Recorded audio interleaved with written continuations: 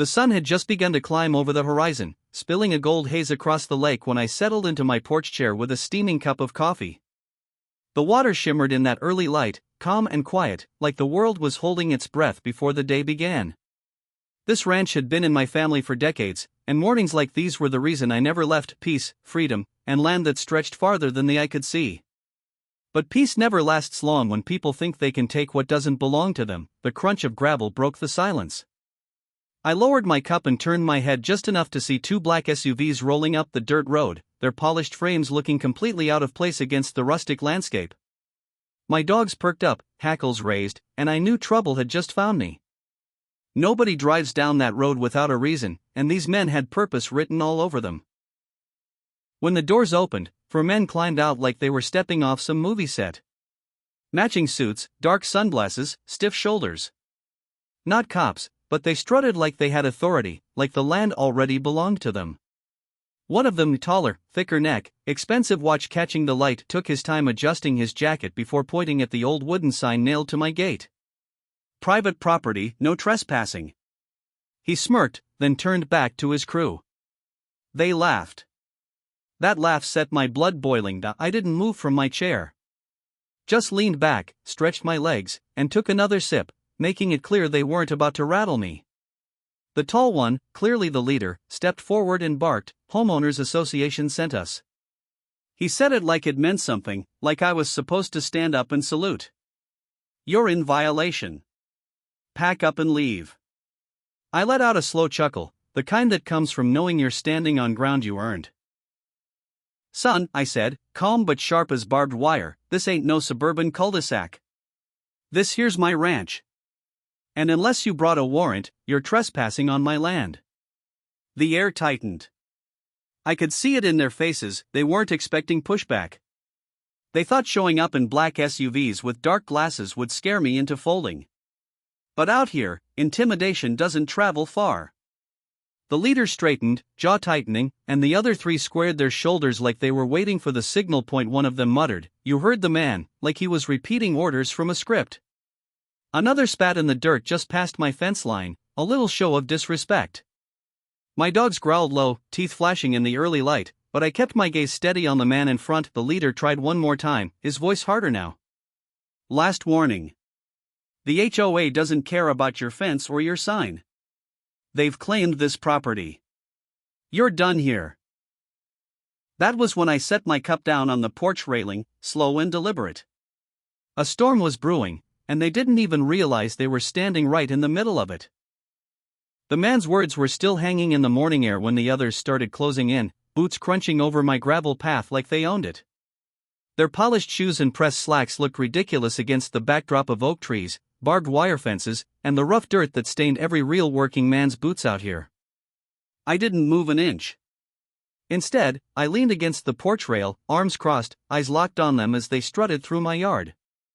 One of them brushed past my "No Trespassing" sign and gave it a smack with the back of his hand, like swatting away a fly. He grinned at the others, but all I saw was arrogance dripping off him. That kind of smug confidence only comes from men who've never been tested. The way they carried themselves told me everything. They were used to pushing folks around, leaning on authority that wasn't theirs, and watching people back down just to avoid trouble. Out here, though, trouble is the language we speak. The leader didn't hesitate. He came right up onto the porch, squared off, and shoved me hard in the chest. I barely rocked back half a step, but the disrespect was loud and clear. His hand stayed pressed against me for a second too long, like he was daring me to swing. His mirrored sunglasses hid his eyes, but I could see his jaw tighten, teeth grinding like he'd already decided how this was going to end. "You're done here, old man," he sneered. "HOA says this property is part of their jurisdiction." Behind him, the other 3 started circling. One positioned himself by the porch steps, another flanked to my left, and the third loitered near the gate, scanning the place like he was measuring it for a for sale sign. Their little act was meant to box me in, but all it did was make me smile. A slow grin spread across my face, the kind that never bodes well for whoever's standing across from me. "Jurisdiction?" I said, dragging the word out like it was poison on my tongue. "Out here?" "Son, you're a long way from your rulebook. That smile of mine must have set something off because one of the younger ones, hot-headed and too eager to impress, stepped up and grabbed my arm like he was about to drag me off my own porch. His grip was firm, but it didn't scare me. He had city strength, the kind that comes from lifting weights at a gym, not bales of hay or fence posts in the dead of summer. He didn't understand the difference. The second his hand tightened, I moved. My right fist shot out faster than he could react, landing square on his jaw with a crack that echoed across the porch.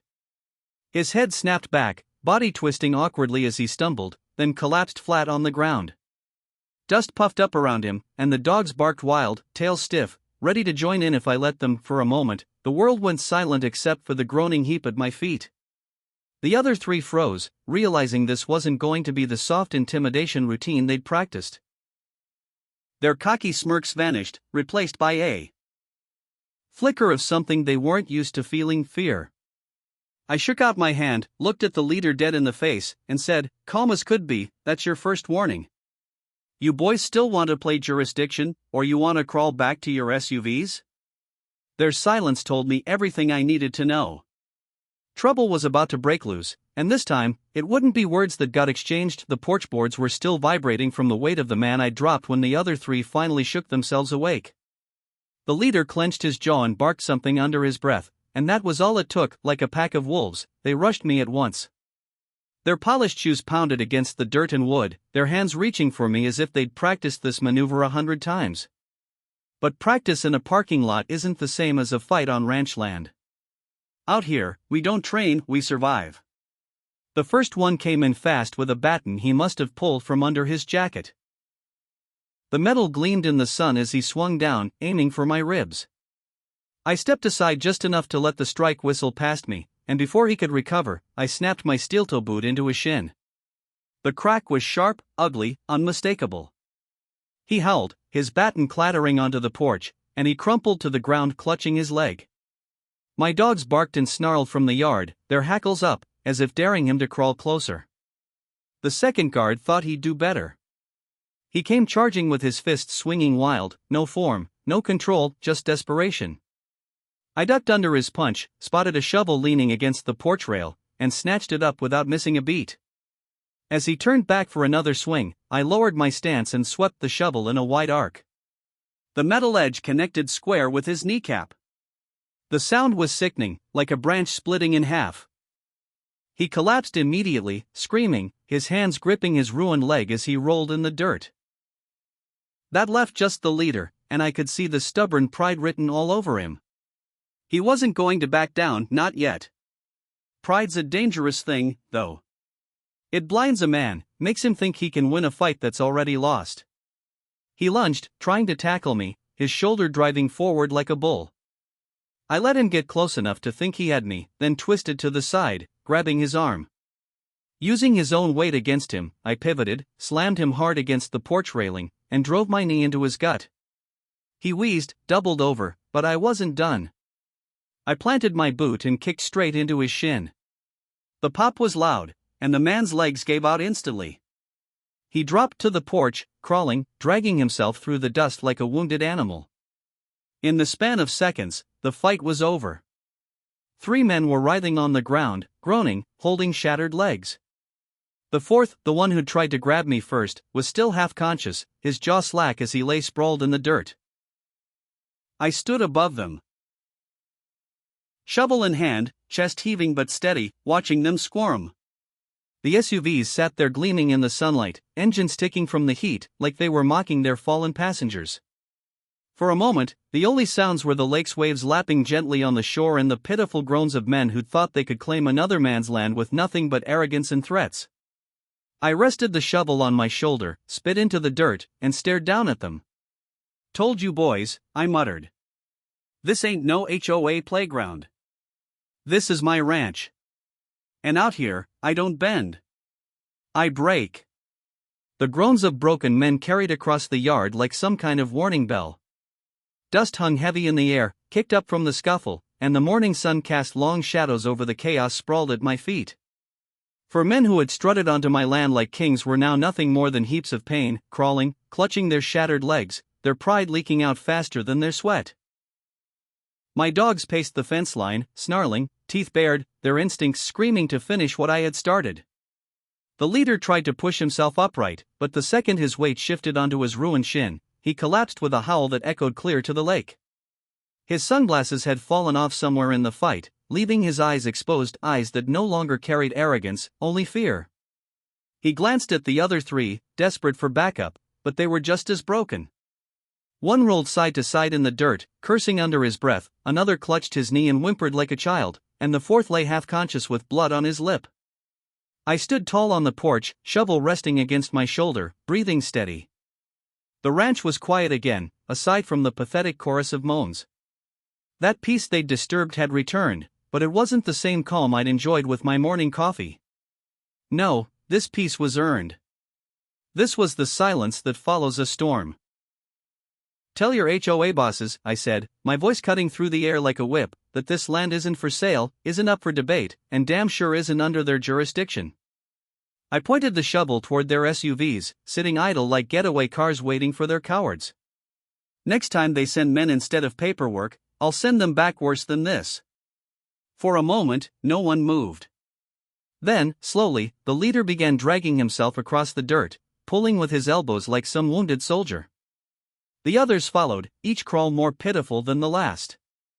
Groans and curses mixed with the scrape of their bodies against gravel as they inched toward the black SUVs. My dog stalked forward, growling low, forcing the men to keep their heads down as they crawled. Finally, one managed to reach the first SUV. With trembling hands, he yanked the door open and pulled himself inside. The others scrambled, climbing over one another in desperation, dragging shattered legs into leather seats. Doors slammed shut with uneven thuds, and the engines roared to life, echoing through the trees. Tires spun wildly, spraying gravel and dirt as the SUVs tore down the road, engines whining like wounded animals fleeing the scene of their own humiliation. I stood there watching until their taillights disappeared beyond the bend, the dust cloud trailing behind them like a surrender flag. Then I spat once more into the dirt and picked up my coffee cup from the porch rail. It had gone cold, but I drank it anyway. The lake shimmered calm again, the same way it had before they showed up. My ranch was mine, and after today, there wasn't a soul within 10 miles who'd dare question it. The HOA had sent their message, but I'd sent mine back tenfold. Out here, I don't answer to suits in shiny cars. Out here, I am the law, and anyone who forgets that will leave crawling.